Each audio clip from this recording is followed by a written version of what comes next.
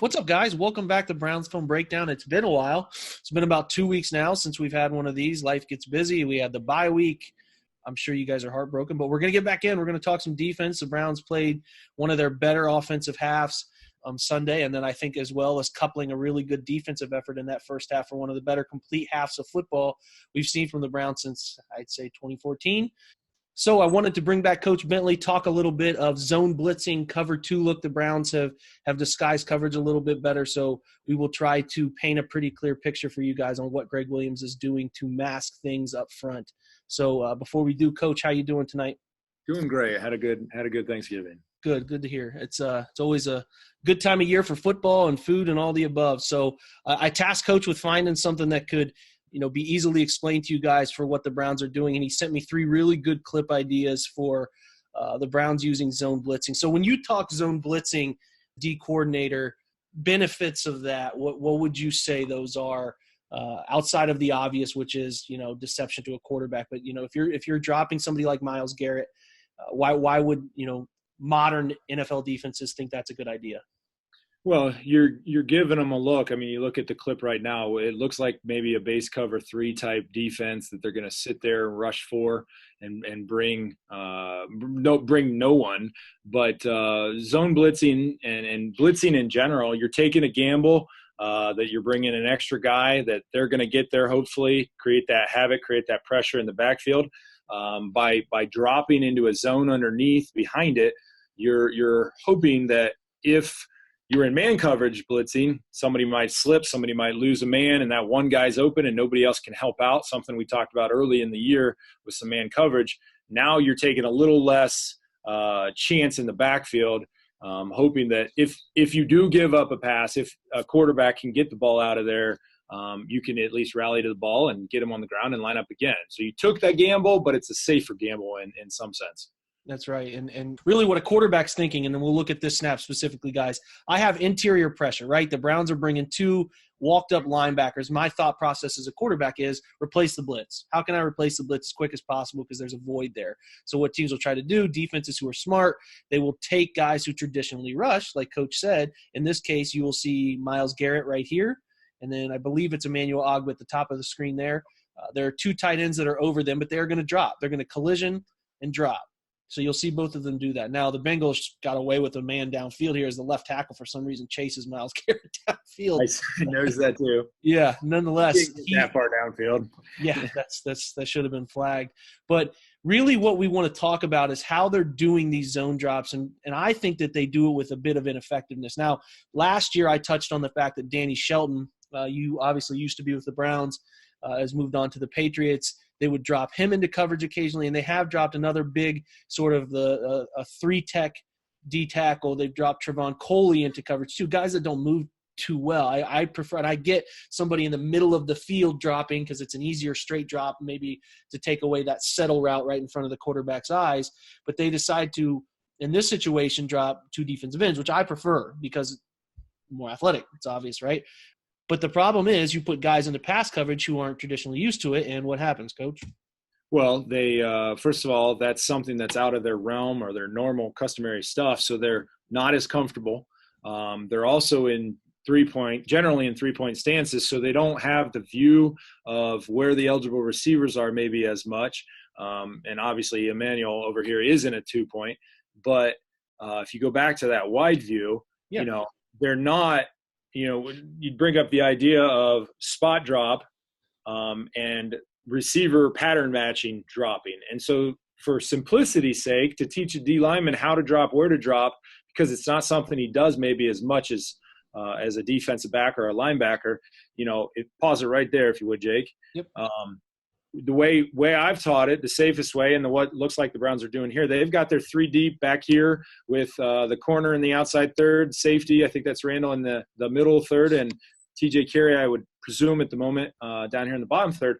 You're going to teach these underneath 3 droppers to be what I called and was taught hash post hash. And so it's giving them a spot to go to spread them out.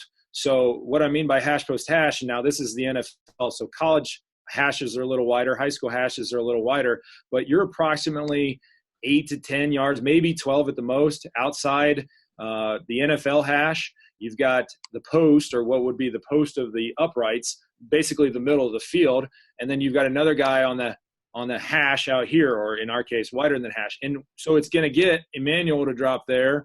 I think Jabril to the outside hash, and then Miles would drop to the middle of the field to the post aspect. And it's just a quick, easy way to teach it.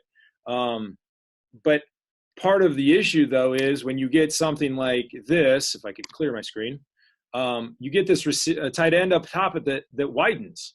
And I like what Jabril does at the bottom. Well, he's got experience doing it. So he widens with the number 2 receiver. Because you understand threats, right? I mean, yeah, he understands who's his threat. So as that hash dropper, a hash receiver, basically, number 2 widens, he's going to widen with him.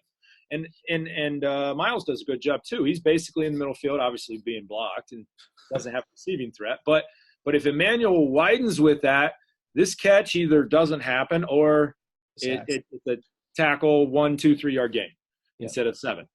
Yeah, because they get home. I mean, there's no doubt about that. The blitz is effective. It's just like you said, Emmanuel doesn't recognize tight ends disappearing. Is there even an immediate inside threat if somebody's in my deep? Even if you get a curl pattern behind you, it's not really going to necessarily matter. So it's just tough, and then that leads to an easy game. The next play is going to give us another example. So we're into this is the very next play. I think there was a holding call on that play that ended up being called. It wasn't a man downfield, which should have been called, but there was some sort of hold that was called. But I mean, it's a pretty similar front, right? Yeah. But you're getting a 2-shell different. 2-shell. Yep. And that's one thing that I think Greg is doing a little bit more of. If maybe he's not as involved with the defense, being the head coach now, maybe the Sun's calling some. I don't know. Maybe there's more input from other guys, but they are disguising a lot more coverages. The thing here, so we're talking good and bad. I mean, now if you look at where Miles is, if you go back a little bit, Jake, we don't have really a good hash dropper out here to the bottom, if I can draw. We don't. I got you. There we go. Right here. We don't have a good hash dropper out here. We got 2 guys stacked, and we really don't have a good post dropper in the middle either. And that's where the hole is. So maybe that's a communication error. I know as a coach, I would tell my safety, if my safety was coming down because we spun our safeties to the blitz, if I got a defensive end near him dropping, he's got to tell that defensive end where to go, because that's not the defensive end's job. He doesn't know. He can't see it. And so that's why this catch happens right there. There's nobody in the middle of the field with that, what I call post drop. Yeah, you would like, I guess in an ideal world, you would have Miles recognize that disappearance and at least tail him for a split second to take away an easy throw. I mean, if we go back to the wide view, you're going to see Andy, if he can't throw the middle throw, on what I call the settle route, he's going to just throw his curl flat option here to his left side with some options there. But, yeah, I mean, you're dropping DNs. Jannard has more. Avery over here has more experience. He's not – listen, his Pro Football Focus grade has suffered immensely in the 5 weeks ever since Kirksey has gone down for the year and he's been forced to play more coverage. He is a rush end. I don't think Jannard will ever be a very comfortable pass coverage guy, and they're asking him to do a lot of it, and it's not his nature, and it's the same. You can tell just by the drop technique of Myles Garrett here on the right side of your screen that this is not what he's comfortable doing. He just really doesn't, for a guy who's as athletic as they come, he doesn't really look very athletic. He's sort of just hopping around. So, and that might not be Myles either. That could be body right there that could have maybe or should have dropped. We're not in the huddle. We're not in the meetings. Yeah, he could have been the post dropper. Yeah. So one thing we did as coaches, we changed that. We didn't go hash post hash as much because it was just location and it wasn't covering people. It was covering grass. We said you're dropping a 2-3-2. So that's that guys would drop to 2, and if they widen, you widen and look for next. If they came in, then you're looking for next coming from the inside. And the 3 dropper is dropping to the number 3 receiver. So we tried to help that out by a little bit of pattern matching or more type of pattern matching. Yeah, and and like you said, you don't want to see these 2 stacked in the same sort of line of vision of a quarterback. It's never going to cover a field and turn a quarterback away from a decision. So let's jump to the last one. This one came quarter 2. Obviously, this one's famous for the Hugh handoff, but there was really a nice scheme that was done here. Now, first, I'll point this out. You're going to see Briambati Calhoun line up playing a strong safety role, sort of approaching down in a robber type of position. But the last second here, you're going to see him wheel out. Now they have Jabril Peppers here walked up along the line, so they're really playing a form of big nickel, having what I call three safeties. And this is what makes Badi Cahoon's situation nice, is he's probably best fit to be a safety. He's played free safety when Randall has been hurt. I'm not sure he's a nickel corner by trade anymore. He sort of suffered in there. So between the three of them, Badi Cahoon, Randall, and Peppers, you can wheel your safeties into coverage situations that they can play for you. That's a really beautiful thing for your defense, because they show what's called a closed look. We call closed look when a single high safety, right, is over the field, but they roll to post-snap open. So this is cover two, right? Yep. Corners playing down responsibilities. You're going to see Denzel Ward down here playing his down responsibility.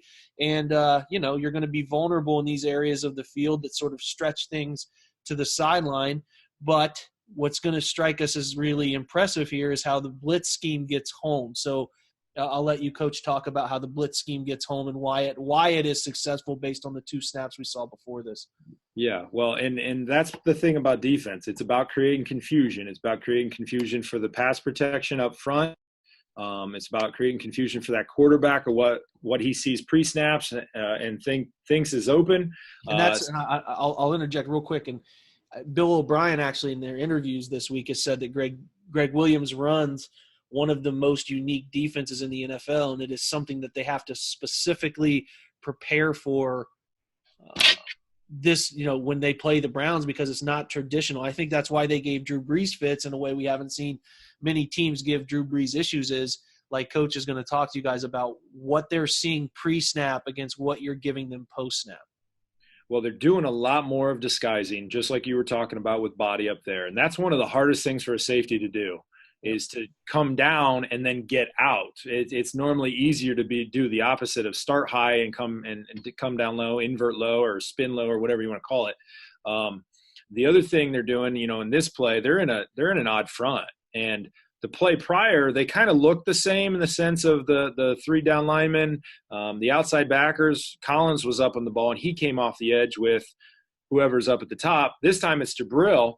So it kind of looks the same. Maybe Dalton and the linemen are thinking it might be the same with those two guys, but with the spinning body back and Jabril drops.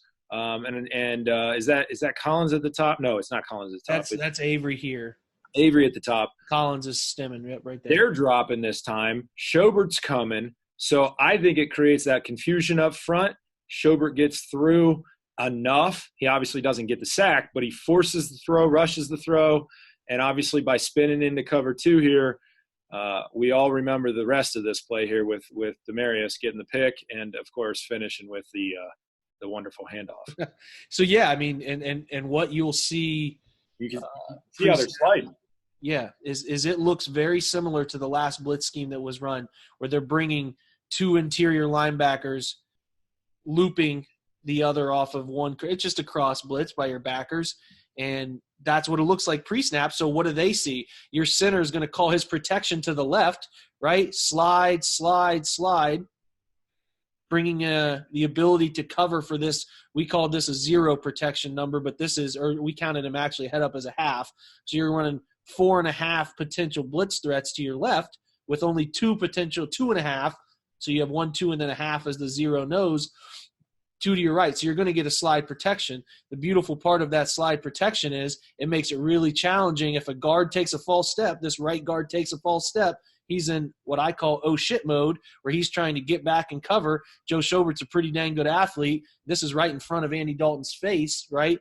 And, if Dalton's looking off the snap now, he's expecting Collins to be coming after him. He doesn't. My early answer right in front of my face is gone because he's covering it.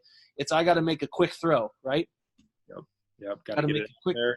Yep. Throws it off his back foot, and it sails. Yes, sir. Drop the elbow because you're off your back foot. So all of a sudden.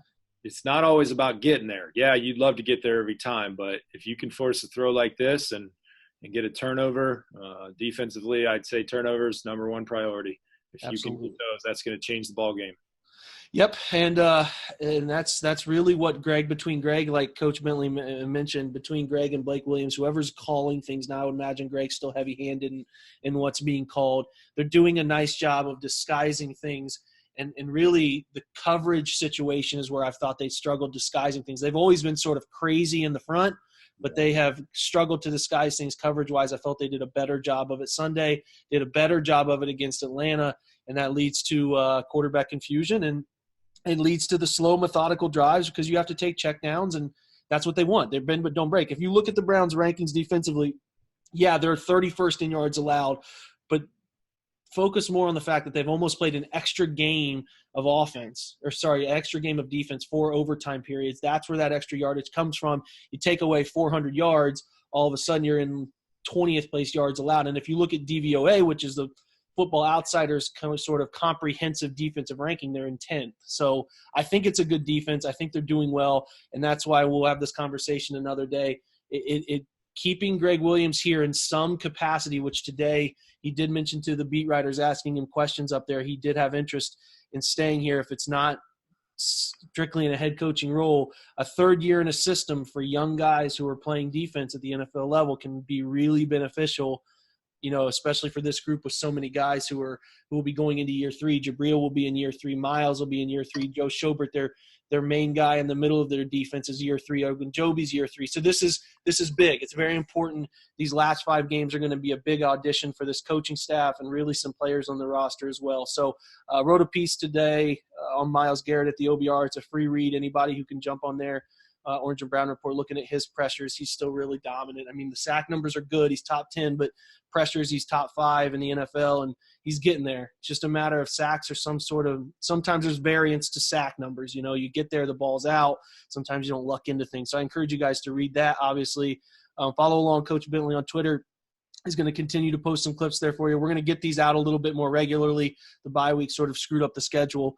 But, yeah, we'll be here. We'll be jumping in after the Texans game. Texans present a really interesting offense, a lot of tight end movement in terms of blocking and lead blocking, read option and deception. And it'll be really fun to see how the Browns defense handles them to go along with whatever they're going to do to slow down J.J. Watt and Jadeveon Clowney. But we'll save that for next week. Coach, per the usual, my man, thanks for taking some time out for me. No problem. Thank you.